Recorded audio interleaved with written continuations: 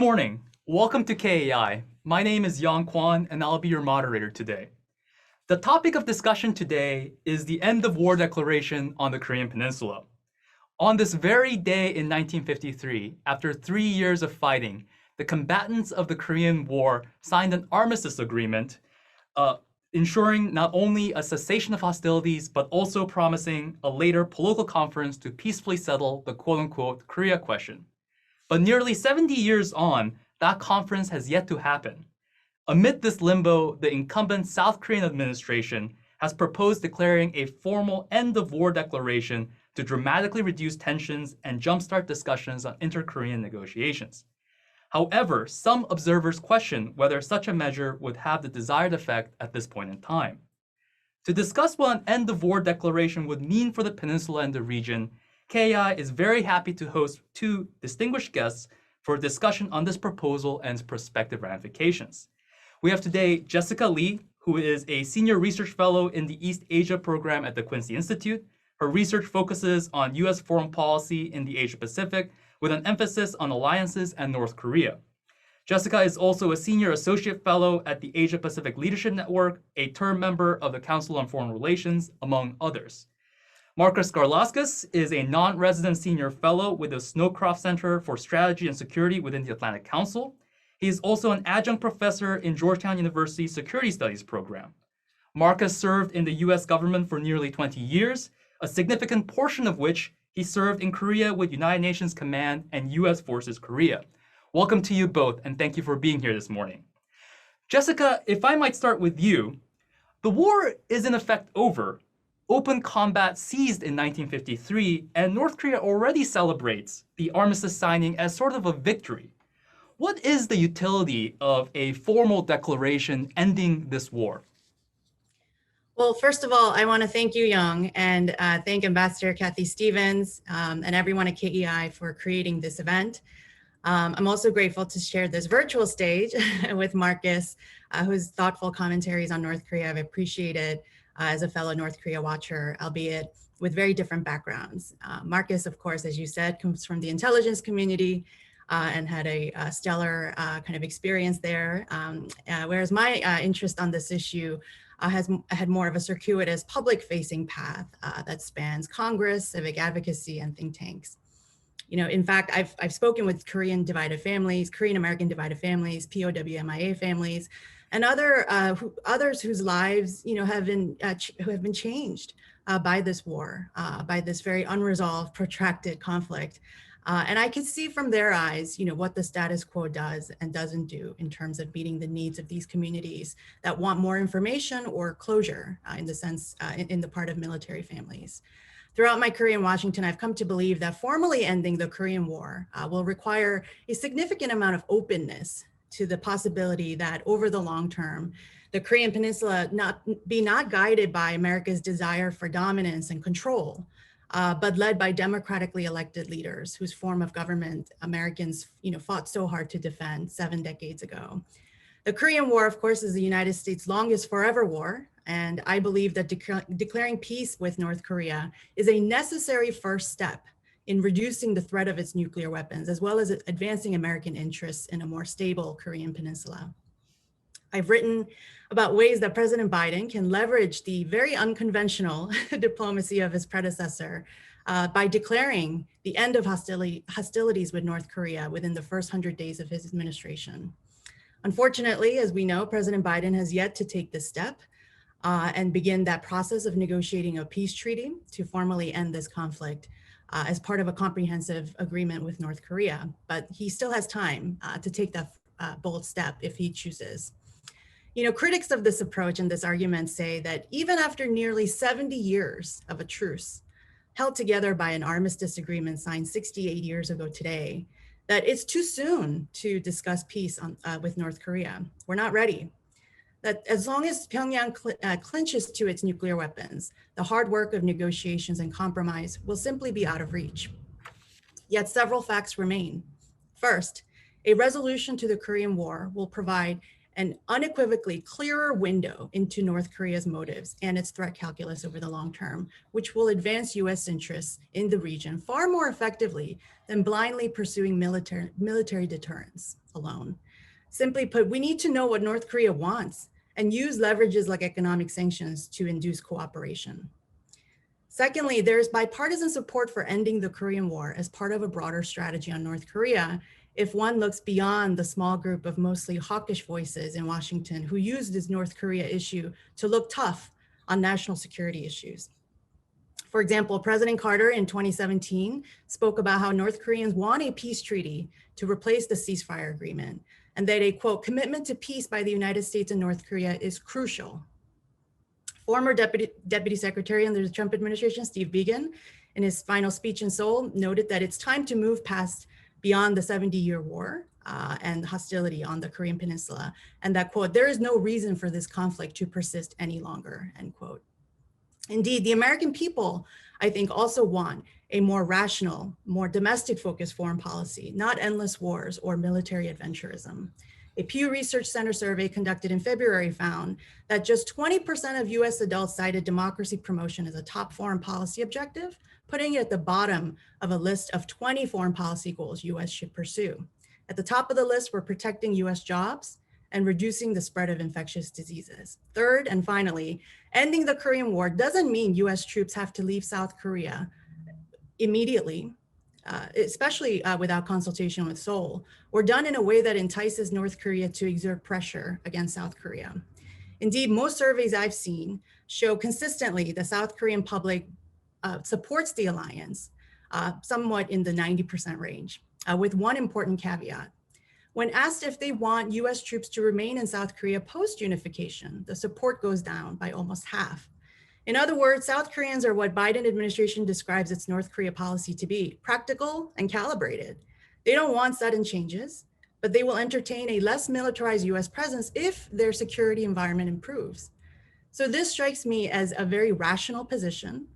And so rather than making emotional arguments about what would happen if peace broke out and South Koreans asked US troops to leave tomorrow, I think American policymakers should have a fact-based discussion and carefully communicate the various scenarios we're envisioning through our diplomats, and done in a careful and not rushed way. And I think we need to hear everyone out.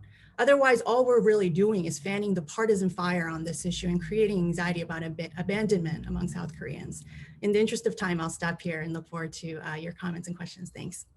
Thank you, Jessica. And if I may turn to you, Markus, with almost exactly the same question. The war is, in effect, over. The cessation of hostilities began in 1953.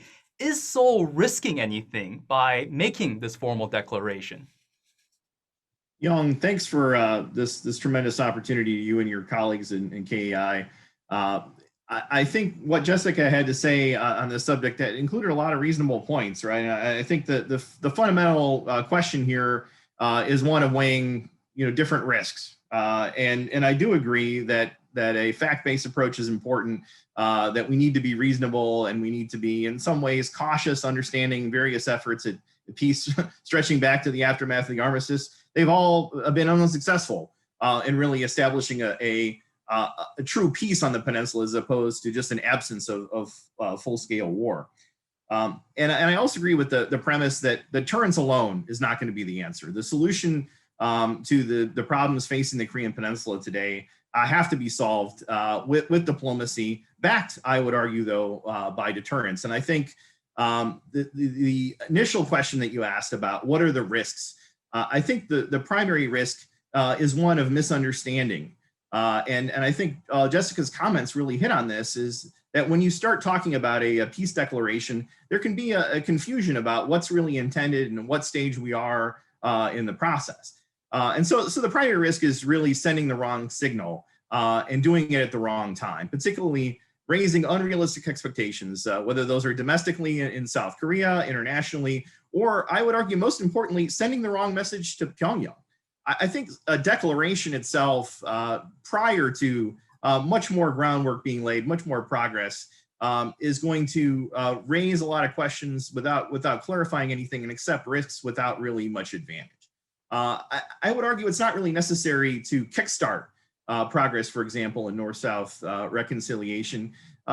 You saw just yesterday that North and South Korea exchanged messages and communication channels that have been shut down for over a year, that were very dramatically, by the way, shut down by North Korea with the destruction of the Kaesong liaison office, and then of course with those very dramatic threats we saw from Kim Yo-jong and Kim Yong-chol in concert there. The young and the old generations in North Korea coming together to threaten and condemn South Korea. So to be clear, an end to war declaration as a statement of fact really isn't going to change anything. You pointed out there hasn't been large-scale hostilities on the Korean Peninsula since the armistice. But it would open a Pandora's box if you stated the end of the war in a declaration that's interpreted as some formal new policy. If there is an end to war declaration, it raises a lot of these questions that Jessica alluded to. Does it mean the armistice is no longer in effect? What's going to supersede the armistice? How do you declare that the conflict is over, that the war is ended, if you don't have a mechanism to replace the armistice? And so how are we going to negotiate a peace treaty? What's the mechanism that's going to replace the Military Armistice Commission, for example? Is it time then, once you make a peace declaration, to end the UN command? The muddying of these issues of the end of war declaration versus a peace treaty and a peace mechanism, it really hasn't been helpful. And so I think these are all very different things, and it's all the more reason not to do an end of war declaration unless it's a meaningful step and you're really ready for what follows. But as I mentioned, I think it's most important not to muddy the waters with Pyongyang and not to confuse the issue. And when it comes down, North Korea, for its part, doesn't even seem to really acknowledge or even think that the war is really over. It doesn't respect the armistice, which arguably just paused the war. On at least 6 separate occasions, North Korea has declared that it will no longer be bound by the terms of the armistice. And North Korea is also constantly claiming that acts of war are being launched against it. I think you recall a couple of these incidents. In June 2014, North Korea's foreign ministry said the release of the movie The Interview, if the US didn't block it, this would be an act of war. In December 2017, as it did on many other occasions, the foreign ministry also said that UN sanctions against North Korea are an act of war. UN sanctions, not US or South Korean sanctions enforcement, but UN sanctions as a whole are an act of war.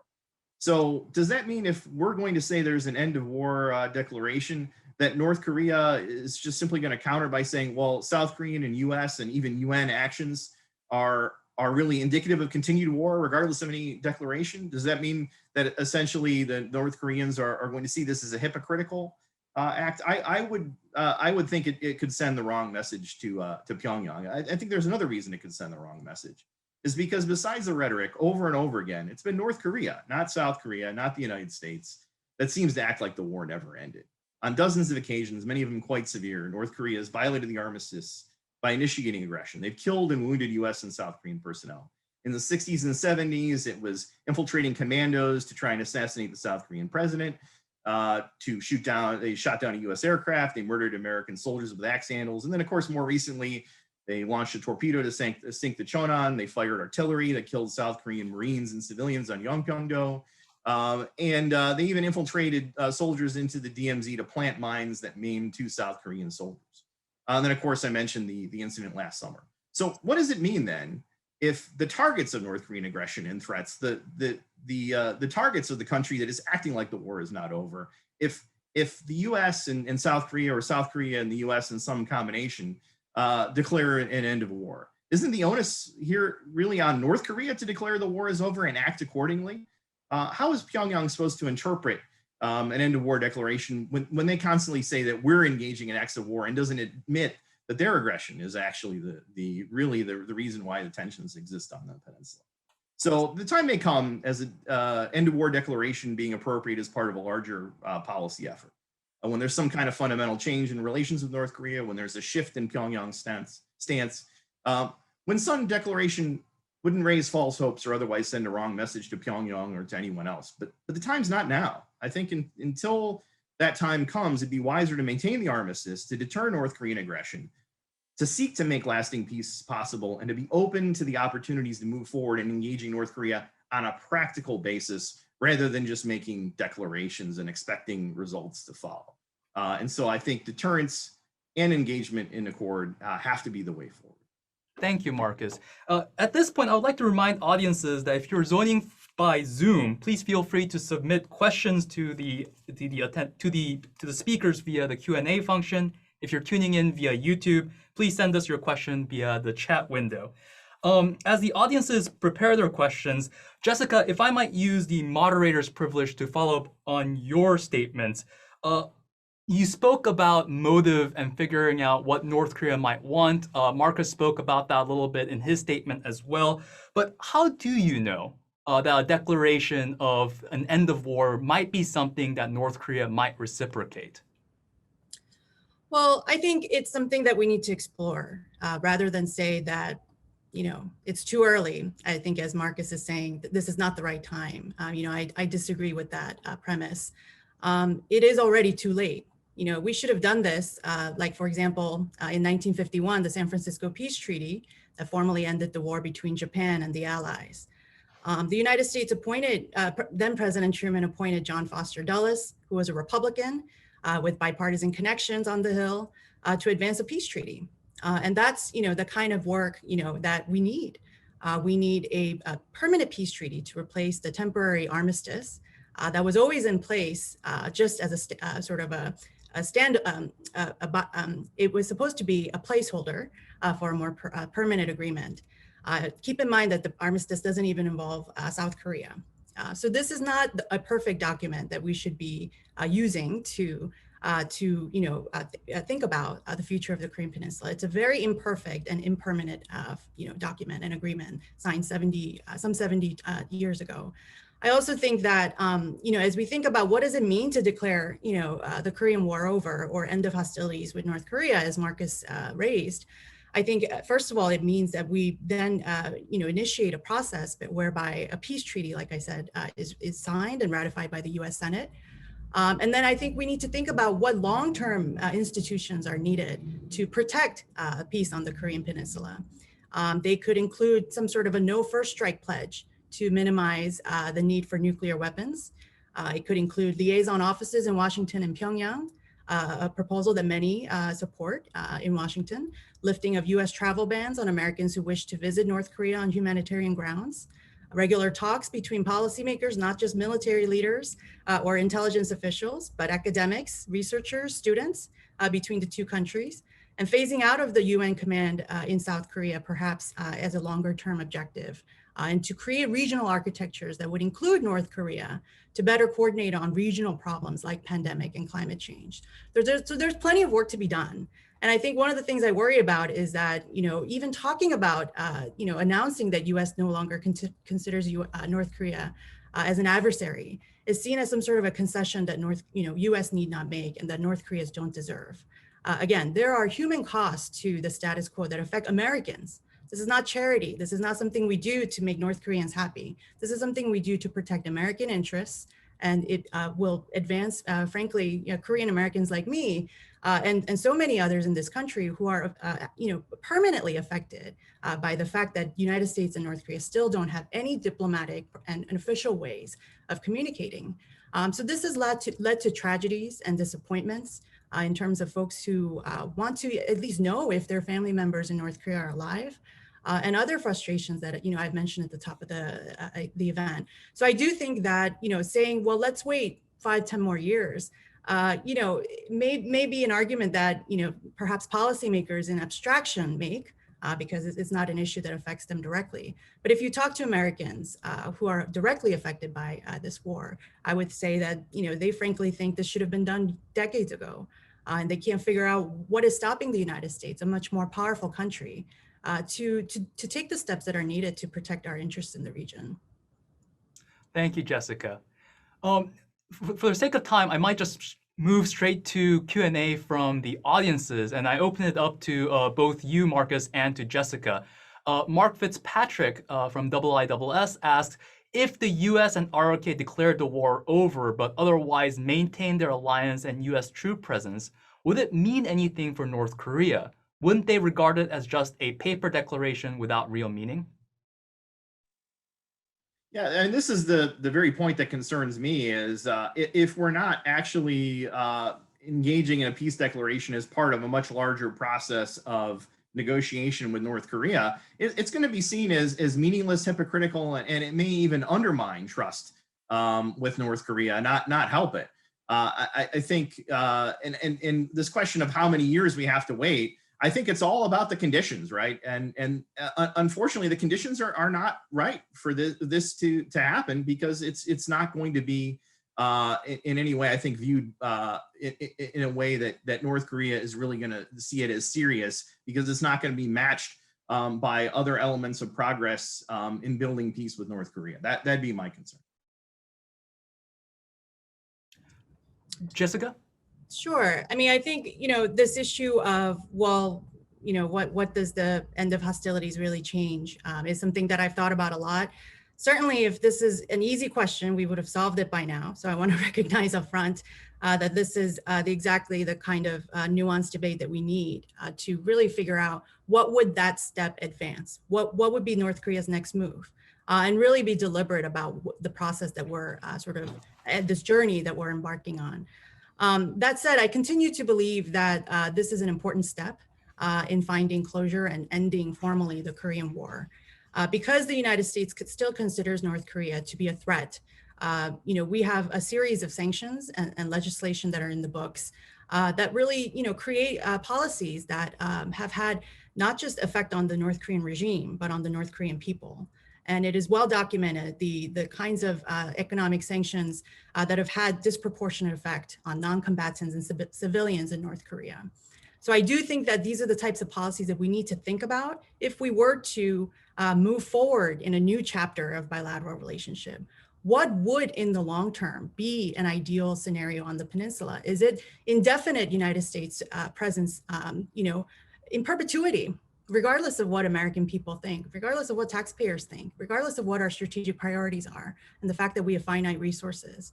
Or is it finding ways to empower local players, including South Korea, to take more control and autonomy over its security and helping our allies succeed rather than United States being sort of the lead? So I do think that these are the questions Washington, frankly, has never answered. It has never really taken seriously, because it assumes a certain degree of humility and acceptance that US doesn't need to be a dominant player in that part of the world if we didn't want to, and if our allies didn't need us to. So I do think that these are the types of questions that make, military strategists and others perhaps uncomfortable. But these are the rational questions that we should be asking. And frankly, they should have been asked 70 years ago, not today. So I do think that these are the types of things that diplomats need to be exploring. And frankly, the question goes to, well, how do we know what North Koreans want, or what they would think, is serious, or what would they commit? Well, that's exactly the point. We don't know because we don't have any communication with North Korea. I mean, that is the sad reality, that we're sort of talking amongst ourselves and putting words in North Korea's mouth and looking at history to sort of make, informed, guesses as to how they would react. Well, we should talk and we should find out. And I think that step could be taken if US were to say, we're embarking on a new chapter. The Korean War, the Cold War mentality is in the past. We're now looking at X. And this is what we would like to do. And these are the things we expect from you. And if you want to be part of this discussion, we should do that. But we shouldn't do that without changing, showing any willingness to change our, foreign policy posture and sort of, the sanctions and everything else that, unfortunately, the Biden administration has already, signaled. So on one hand, we're saying we're ready to talk anywhere, anytime. But on the other hand, we're saying everything is going to be the same. The move is just on you. Well, that is not an incentive for anyone to come to the negotiating table. So, that is unfortunately what makes this problem so intractable. And we need to be more open about, what the next stage of this relationship would be, rather than be so anxious to protect, what we have now, which frankly isn't even working for us. Thank you, Jessica. Actually, if I may follow up to that question with another question from the audience member, I think that's quite related to the answer that you provided. In addition to the United States, obviously South Korea will be party to an end of war declaration, but is that enough? Would it be would you have to include other regional powers like China, Russia, and Japan in this end of war declaration? This question comes from Terence Matsuo. But Jessica, if you might give a quick answer to this question, and Markus, if you might want to follow up as well. Sure, I'll be brief. I don't want to take up too much of the time. I think that's an excellent question. I think that the countries you've mentioned, especially Japan, are watching very carefully what happens, and will take a lot of what happens in the future to stock in terms of its security. And so it's an important question. I don't have an answer. It could be just 4 countries, including South Korea. So US, North Korea, South Korea, China, or it could be more of a 6 country framework. I think the most important part is to just figure that out and start the discussion. And of course, lean on past negotiations at the 6-party level that have had some success in, some of the things I laid out in terms of a non-aggression pact and so forth. So there's plenty of history that we can look to for models and inspiration in that regard. Markus? Yeah, so I think any settlement of establishing an actual peace mechanism on the Korean Peninsula is going to have to center on North and South Korea. That definitely doesn't mean that that other powers won't be involved. But at the end of the day, if there is going to be peace on the Korean Peninsula, it's going to have to be North and South Korea. They're at the center of that process, and it's going to require as much a change from Pyongyang, I would argue, more than a change from South Korea, given the way that North Korea is so implacably hostile. And the fact of the matter is that the United States is not going to abandon South Korea, its commitment to the defense of South Korea, and it's always going to have to be in some way involved in supporting the defense of South Korea, as long as North Korea has nuclear weapons. Unless you're advocating for South Korea to have its own nuclear weapons, the U.S. has to be part of the defense and deterrence equation on the Korean Peninsula, which of course is then going to mean other powers are going to want to be having a say and involved and aware of what's going on. So at the end of the day, we can talk about efforts and ways forward to establish different mechanisms. And I think that's much better than talking about the need to have some sort of unilateral declaration. But the U.S. is very supportive of having South Korea in the lead of its own defense. When you look at the amount of U.S. forces on the Korean Peninsula, it's been declining over time. But at the end, as long as North Korea remains nuclear armed, then it's still much more than a peninsular problem. But at the end of the day, it's got to be solved on the peninsula once you can remove the nuclear element from the equation. Thank you, Markus. We have many more questions from the audiences, but I think we will forward you those separately for the sake of time. And I thought perhaps we can move towards closing this discussion with some final thoughts from the speakers. Jessica, if you might give us a quick final thoughts on this discussion. Sure. I mean, I would like to say that, I share Markus's optimism, and in general, doing this work is very difficult without being optimistic. So I will say that, particularly given what happened, as Markus noted, regarding the inter-Korean, communication being resumed, I would like to think that the United States would be supportive of this inter-Korean diplomacy. Clearly, a lot of background work through letter exchanges have gone into even, what we saw a few hours ago, which is this very synchronized, well-coordinated message between Seoul and Pyongyang in their desire to resume talks. And I would like to think that the Biden administration in the United States supports these kinds of Korean-led initiatives, because they have historically been very helpful in setting the stage for US-North Korea talks. But being obstinate and very ideological about this is certainly not going to help. I think the United States needs to be very clear-eyed about what is at stakes, and take steps that are rational, and hopefully make more progress on this issue that, again, I think has languished for far too long and has been perhaps lost in the consciousness of most Americans, but certainly has grave implications for US policy in the region. Thank you, Jessica. Markus? So yeah, thanks for this wonderful opportunity. I think what this discussion has shown very clearly is that a end of war declaration is not a panacea.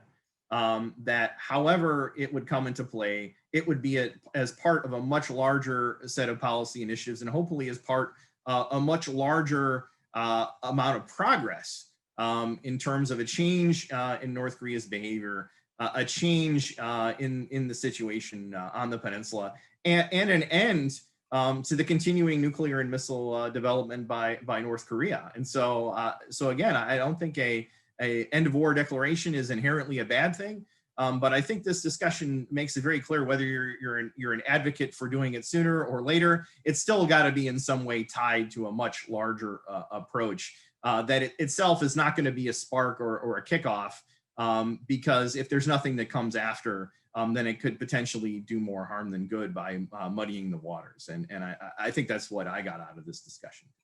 Thanks. Well, this has been a very informative discussion, and I hope we can ask you both to come back at a later time to discuss this further. As you can see from the many Q&As that we've received, this is a very popular discussion, and I think it's one worth having and continuing to have. So I'd like to thank both our speakers, Markus Garlauskas and Jessica Lee, for joining us today. Thank you very much. And thank you, audiences, for tuning in. Please do tune in for our event on Thursday on how the COVID-19 pandemic has affected the great power rivalry in Northeast Asia. And we'll see you then again. Thank you, speakers, once again.